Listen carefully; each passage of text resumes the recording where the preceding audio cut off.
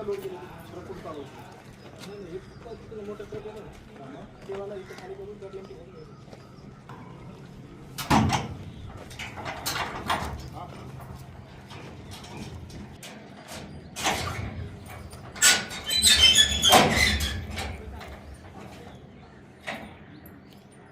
आज छापेमारी केली, एकूणच किती गॅस सिलेंडर या ठिकाणी आढळून आलेत आणि हे जे गोडाऊन आहेत ते वैध होतं की अवैध होतं?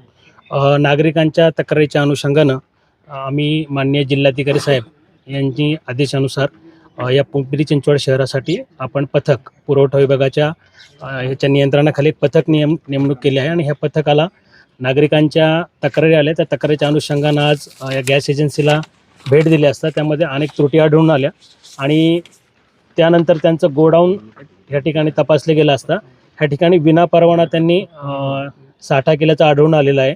त्याच्यामध्ये काही 57 गॅसेसच्या टाक्या ज्या आहेत त्या भरलेल्या अवस्थेत आहेत, काही रिकाम्या अवस्थेत आहेत. मानवी जीवितास धोका होईल अशा ठिकाणी साठा इथं केलेला आढळून येतोय. त्याप्रमाणे पुरवठा विभागाच्या तर्फे यांच्यावर आता कारवाई करणं सुरू आहे आणि ज्या नियमानुसार अत्यावश्यक सुरक्षा कायदा ह्यानुसार त्यांच्यावर कारवाई केली जाईल. कोणत्या कंपनीचे हे गॅस गोडाऊन आमचे गॅसच्या टाक्या आहेत, कुठल्या प्रकारचे गॅस, कुठल्या प्रकारचे भारत गॅसच्या ह्या कंपनीच्या टाक्या आहेत आणि ह्याच्यामध्ये पिंपळे गॅस एजन्सी कासरवाडी इथल्या ह्या टाक्या आहेत. आणि कमर्शियल म्हणजे घरगुती वापरायचे की कमर्शियल? कमर्शियल नाही, हे घरगुती वापरायच्या टाक्या आहेत. एजन्सीकडून काय सांगण्यात आलं आहे का? ते एजन्सीकडून अजून कुठल्याही प्रकारची माहिती मिळालेली नाही. असं काही या ठिकाणी प्रकार होत होता की घरगुती गॅस मधून कमर्शियल गॅस नाही, अशी काही इथे काही प्रकार आढळून आलेला नाहीये. फक्त इथे साठा केल्याचं आढळून आलं. अनेक ठिकाणी जे आहे ते सील पण पडलेले दिसतात, ते नक्की काय प्रकार या ठिकाणी? त्याची आता सखोल चौकशी केली जाईल आणि त्यानंतर त्यातनं जो काही निष्कर्ष येईल. ज्या गाड्यांमध्ये ते ठेवण्यात आले ते वर्षानुवर्ष बंद असल्याचे दिसतात त्या गाड्या, त्याच्यामध्ये ते रिफिल म्हणजे ठेवण्यात आलेले भरलेले रिकामे, काय सांगा?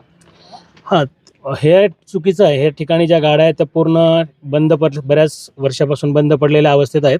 म्हणजे हे साठा करण्यासाठी वापरलेला त्यांनी हे गोडाऊन आहे. तर ह्याची सगळं आताच कार्यवाही चालू आहे. सखोल चौकशी आणि त्याच्यात निष्कर्ष बाहेर निघाला. अनाधिकृतरित्या ह्या ठिकाणी साठा केलेला आहे. पुढची कारवाई काय असणार? ह्याच्यामध्ये अत्यावश्यक सुरक्षा कायद्यानुसार ह्याच्यावरती हे सगळा ताब्यात घेतला जाईल, ह्याला सील केलं जाईल आणि ह्याच्यावरती गुन्हा दाखल केला जाईल.